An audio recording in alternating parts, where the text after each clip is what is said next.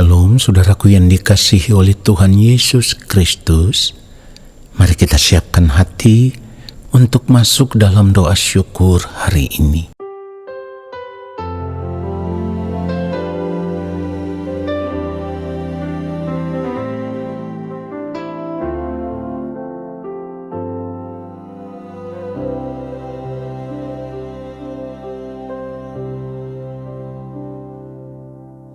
Saat di hadirat-Mu, saat yang terindah,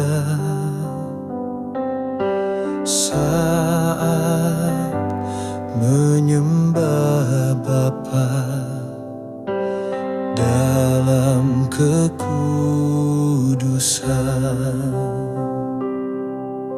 Saat di hadirat-Mu, saat yang terindah, saat ku angkat tangan menyembah Yesus. Roh Kudus pimpinku saat ku menyembah, urapi hamba-Mu Tuhan di hadirat-Mu. Roh Kudus pimpinku saat ku menyembah, urapi hamba-Mu Tuhan di hadirat-Mu.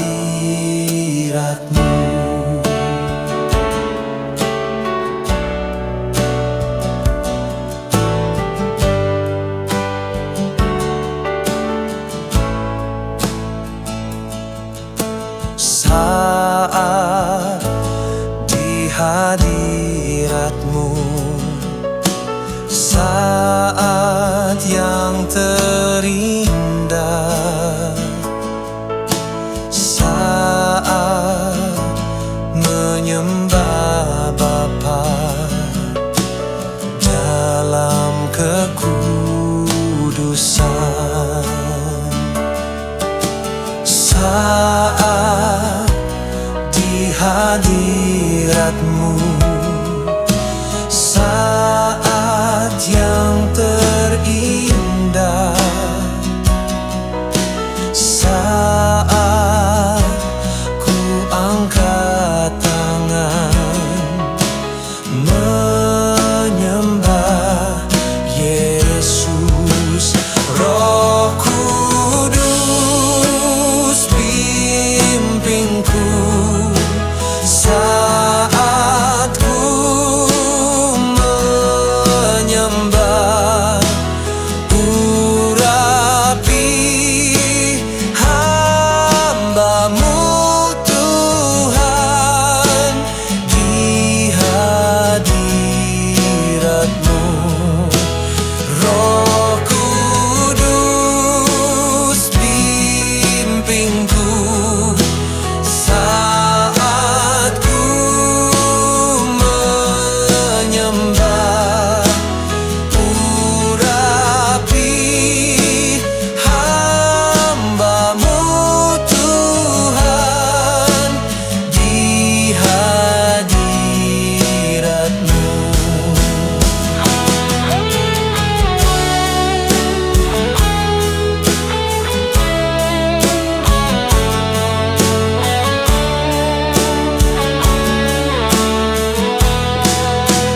Roh Kudus pimpinku saat ku menyembah, urapi hamba-Mu Tuhan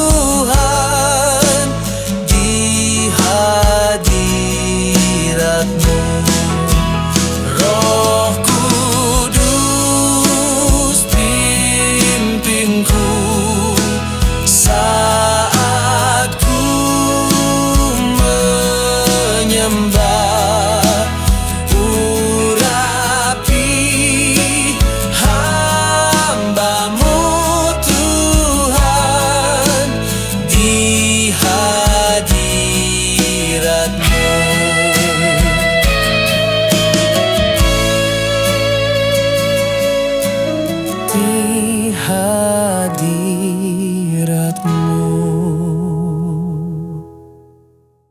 Mari kita berdoa.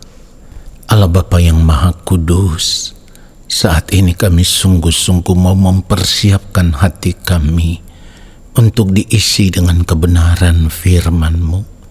Roh Kudus Tuhan, urapilah setiap kami, supaya dalam pengurapan kuasa Roh Kudus, kami diajar untuk mengerti setiap kebenaran firman Tuhan yang kami dengar.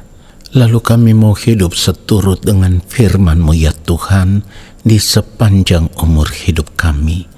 Ya Bapa, urapilah hamba-Mu untuk menyampaikan akan kebenaran firman-Mu seperti yang Engkau kehendaki, supaya apa yang hamba sampaikan merupakan kebenaran yang benar-benar berasal dari hati Bapa, dari pikiran dan perasaan Bapa di sorga. Di dalam nama Tuhan Yesus Kristus kami berdoa. Amin. Saudara yang dikasihi oleh Tuhan Yesus Kristus, kalau kita membaca Ratapan pasal 3 ayat 22 dan ayat 23, firman Tuhan katakan, tak berkesudahan kasih setia Tuhan, tak habis-habisnya rahmat-Nya. Ayat 23 dikatakan, selalu baru tiap pagi, besar kesetiaan-Mu. Saudaraku, dari kebenaran firman Tuhan ini, kita bisa melihat sebuah kebenaran yang sangat luar biasa, yaitu kasih setia Tuhan itu tidak pernah berubah. Keadaan dunia ini bisa berubah dengan begitu cepat. Hidup kita secara pribadi juga bisa berubah. Artinya hari ini kita merasa kita kuat, tetapi besok kita merasa begitu lemah.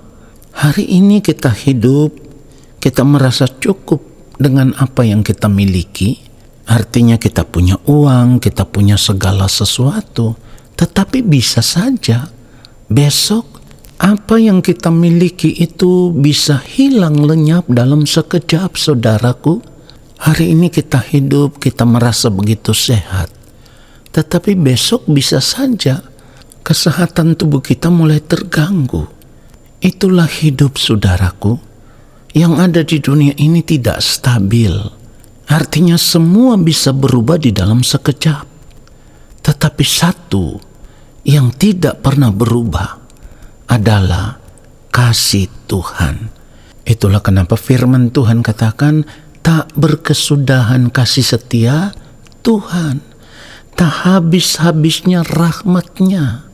Bahkan di dalam ayat 23 dikatakan, selalu baru tiap pagi, besar kesetiaan-Mu.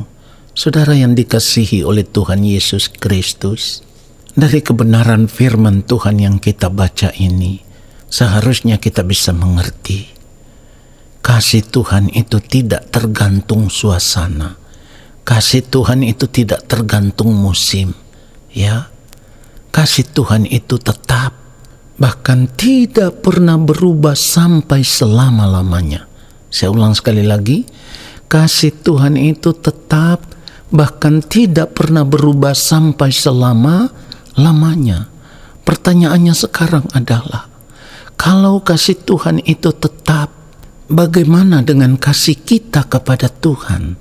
Ini menjadi pertanyaan penting yang harus kita jawab secara pribadi. Kenapa saya katakan kita harus jawab secara pribadi? Karena bisa saja di hadapan manusia kita berkata kita mengasihi Allah, tetapi di dalam tindakan hidup kita, mulai dari sikap, gerak pikiran, perbuatan-perbuatan kita, tingkah laku kita, ya, apa yang kita ucapkan terhadap orang lain, bisa saja itu sangat melukai hati Bapa di sorga. Itu sangat mengecewakan hati Bapa di sorga. Itu sangat menyakiti hati Bapa di sorga. Oleh karenanya, kita harus jujur memeriksa seluruh keberadaan hidup kita. Kenapa saya katakan kita harus memeriksa seluruh keberadaan hidup kita dengan jujur? Supaya kita bisa menemukan Apakah yang kita lakukan itu menyukakan dan menyenangkan hati Allah Bapa di sorga, atau sebaliknya? Justru yang kita lakukan itu melukai hati Allah Bapa di sorga. Artinya kalau kita sudah tahu kasih Tuhan itu tidak pernah berubah, pantaskah kita membalas kasih setia Tuhan itu dengan perbuatan-perbuatan kita yang menyakiti hatinya, yang melukai hatinya? Saudara, mari kita perhatikan ini. Firman Tuhan katakan begini, maukah engkau menganggap sepi kekayaan kemurahannya, kesabarannya, dan kelapangan hatinya? Tidakkah engkau tahu bahwa maksud kemurahan Allah ialah menuntun engkau kepada pertobatan?